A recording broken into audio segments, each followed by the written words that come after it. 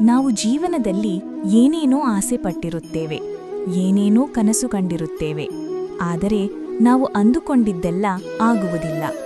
ಕೆಲವೊಮ್ಮೆ ತುಂಬಾ ಕಷ್ಟಪಡಬೇಕಾಗುತ್ತದೆ, ಅವಮಾನ ಎದುರಿಸಬೇಕಾಗುತ್ತದೆ. ಏನೇ ಆದರೂ ತಾಳ್ಮೆ ಕಳೆದುಕೊಳ್ಳಬಾರದು ಎಂದು ಇಷ್ಟು ವರ್ಷಗಳಲ್ಲಿ ನಾನು ಅರ್ಥ ಮಾಡಿಕೊಂಡಿದ್ದೇನೆ. ಬರೀ ತಾಳ್ಮೆ ಕಳೆದುಕೊಳ್ಳುವುದಷ್ಟೇ ಅಲ್ಲ, ನಮ್ಮಲ್ಲಿರುವ ನಂಬಿಕೆಯನ್ನು ಕಳೆದುಕೊಳ್ಳಬಾರದು. ನಮ್ಮ ಸುತ್ತ ಎಲ್ಲಾ ತರಹದ ಜನರಿರುತ್ತಾರೆ. ಕೆಲವರು ಹೊಗಳುತ್ತಾರೆ, ಕೆಲವರು ತೆಗಳುತ್ತಾರೆ, ಕೆಲವರು ಗೊತ್ತಾಗದಂತೆ ಕಾಲೆಳೆಯುತ್ತಾರೆ.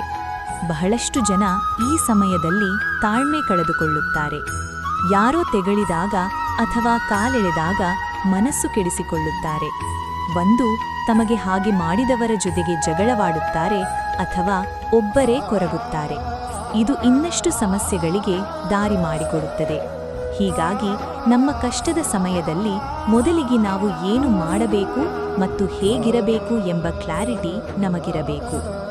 ತಾಳ್ಮೆ ಕಳೆದುಕೊಂಡು ಪರಿಸ್ಥಿತಿಯನ್ನು ಇನ್ನಷ್ಟು ಬಿಗಡಾಯಿಸುವ ಬದಲು ತಾಳ್ಮೆಯಿಂದ ಕುಳಿತು ನಾವು ಆ ಸಮಸ್ಯೆಯಿಂದ ಹೇಗೆ ಆಚೆ ಬರಬೇಕು ಎಂಬುದರ ಬಗ್ಗೆ ಯೋಚಿಸಬೇಕು.